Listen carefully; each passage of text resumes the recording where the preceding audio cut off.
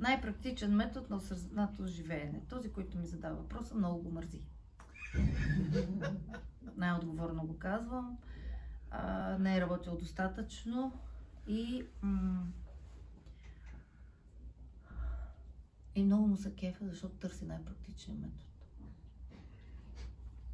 Тоест, искам да ви кажа едно. Като дете от мърза открих много неща. За мен няма недобродетели. Всичко трябва да се вкара правилно в употреба и, както казват, няма лоша реклама. Всичко е добра инвестиция. Тук сме се събрали да говорим за светлината и сянката, за пълния кръг на нас самите. Тоест, осъзнатото живеене означава едно. Всички тук сте се събрали, нали така, и ви се радвам, защото вие в голяма степен работите с сянката си. Искате вече да я прегърнете, осъзнали сте неща. Най-отговорно ще кажа, и тук няма хора, които да не съм раздразвала и да не сте ми се досвали. И да не сте се съмнявали горещо в мене и там нещо си, нали? И по-късно да сте разбирали всъщност какво точно говоря. Едва ли има около вас хора, които също не са го правили. Нали, така хубава работа е това нещо.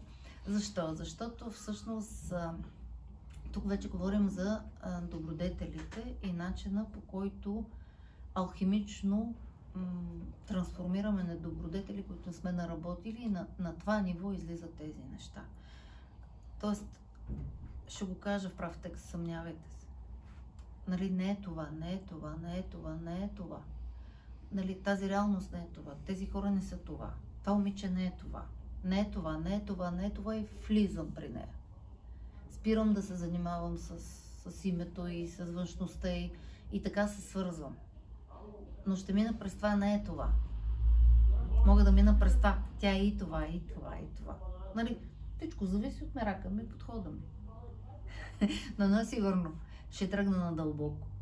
И затова всъщност, когато за състоянието, за което говоря, когато сте в ежедневието си, състоянието дава една информация по начина, по който пеете, по начина, по който водите там, където работите, по начина, по който споделяте нещата си. И ще се върна отново на сянката. Може ли да се предизвика чудо?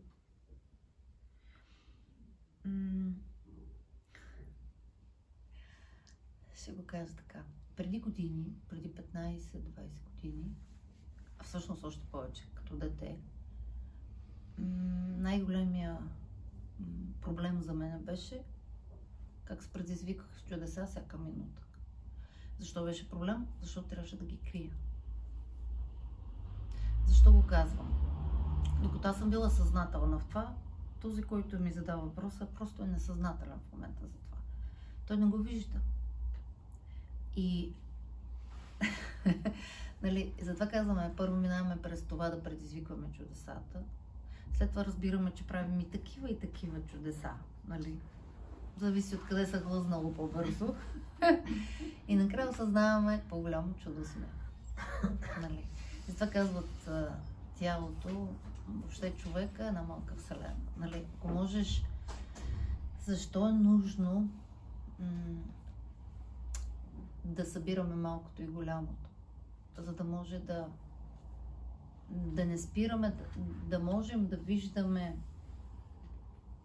в тази точка всичко, което е в мащаб. И в мащаба тази точка. Ако ние тренираме в това непрекъснато, т.е. ще го кажа така, има хора, които се занимават много с духовност, напреднали са и са наистина така, напреднали в горната част повече. Затова говорим за тантрата, нали, долната част. Но всъщност вкъщи близките хора не могат да приложат това. Не могат да приложат и за много неща за себе си. Защото казваме съзнателен начин на живот. Защото ако ти наистина го правиш в действие това, цялата ти реалност, т.е. пълен кръг ще имаш. Няма да го правиш само за този или за теб понякога. Тоест ти ще вървиш към увеличаване на процентите, в които осъзнаваш тази висша реалност. И тези проценти, започвайки да напредваш, всичко се включва да не стигнеш процентите. Затова казваме, нали, по-високите нива, 7-те долини, за които говорят суфите. Изобщо всички тия нива са свързани с лабиринти нагоре. Лабиринти, които тук не става въпрос вече дали ще го разбереш, дали ще го прочетеш. Има моменти, в които вървиш направо, после трябва да се върнеш, после трябва да заобиколиш, после трябва да изчакаш. Всичко това, ако ти не си активирал вътрешния учител е един, знаете. Ако ти се определяш по някой отвън, независимо какъв умник е той, ако ти нямаш пряка връзка с Бог и не усещаш състоянието си, не усещаш кога се дели умът ти, кога сянката ще изненада. Защо говорим за сянката? Защото всъщност идеята на съзнателното живеене е да можете, при някой от вас, когато сте ме се раздразвали, съм се опитвала да ви кажа колко добри хора сте, но точно за това осветявате сянката си и тя се дразни. И точно затова тя напада. Нали? Тоест, умението да можете да се срещнете очи в очи с сянката си и да видите, че тя е същото. Тъмнината се ражда светлина и от светлината тъмнина. Да видите, че всъщност всичко, което се правите, че го няма, в по-късен момент ще ви направи пробита кана. През него ще изтече всичко, което сте наработили. И не защото не го правите. Това е много труд. И на да го кажа така, на тези нива без трудолюбие не може.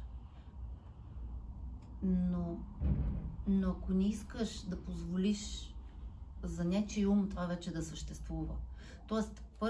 първът препъни камък е да искам това да не съществува. Щом аз не съм го постигнал, щом аз не съм го видял, то не съществува, аз пристигнах. Нали, така наречените много напреднали хора, в момента в който видят, че някой би могъл да го живее или да осъзнава неща, които той е осъзнава, първата защитна реакция, сянката напада, за да не съществува това. Тоест по някакъв начин този човек напада неговата белота. Застрашава неговата белота. Ако той е приел, че, нали, в дома му има и туалетна, нали, има и такава стая, и е хубаво, че има такава стая, защото иначе, нали, всичко ще е в хола, на него ще има по-лесно. Обаче, ако той твърдо отбранява във всичките си форми, нали, активира нападението, организира, нали, войниците са тук, защото той наистина е добър човек. И, нали, тоест, затова ви поздравих в началото, защото, нали, чест е за мен да срещам диаманти и да съм работила с диаманти. И точно това е най-трудно за обяснение. Как да кажеш на един човек, че наистина е много добър? Като той задължително иска да е само бял и не си вярва. Нали? Разбирате на къде отивам? Тогава, ако ти наистина си добър човек и си в доброто, вселенското, защо постоянно трябва да го доказваш? Значи нещо има. Нещо криеш. Първото това хванете. След това, ако наистина Бог съществува, ти си свързан с Него, творението, намерил си вътрешната свързаност, нямаш нужда от някой да ти казва къде да го намериш, да го каже така, или тогава защо не вярваш, че и този човек е същия? Нали, подобното с подобно. Тоест, ако аз съм постигнала някакви нива на осъзнаване, не е ли редно, вибрационно, да съвпадна в тази стая с подобни хора на тези нива?